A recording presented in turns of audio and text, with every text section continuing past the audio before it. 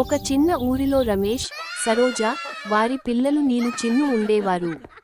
వాళ్ళ ఇల్లు పెద్దది కాదు, కానీ ప్రేమ మాత్రం పెద్దది. రమేష్ ప్రతి ఉదయం పిల్లలను స్కూల్కి పంపించి, తర్వాత పనికి వెళ్తాడు.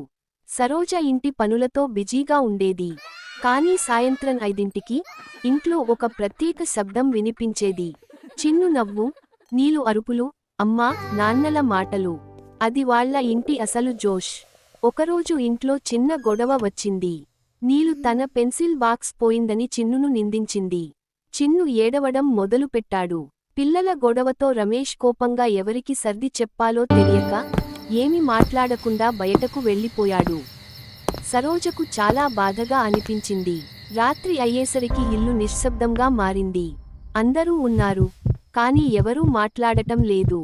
అప్పుడు సరోజ ఒక చిన్న పని చేసింది.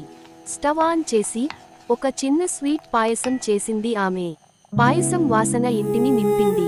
నీలు వచ్చి, అమ్మా, నాకు పాయసం చాలా ఇష్టం కదా అని చిరునవ్వు నవ్వింది.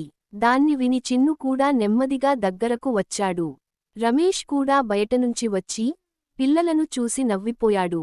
సరోజ అందరికీ చెప్పింది, గొడవలు ఇల్లో వస్తాయి, కానీ ప్రేమతో కరిగిపోతాయి. మనం మాట్లాడుకోకపోతేనే సమస్యలు పెరుగుతాయి. అంతే. నలుగురు ఒకే గిన్నెలో పాయసం తీసుకుని కూర్చుని తిన్నారు. నవ్వులు మళ్ళీ ఇంటిని నింపాయి.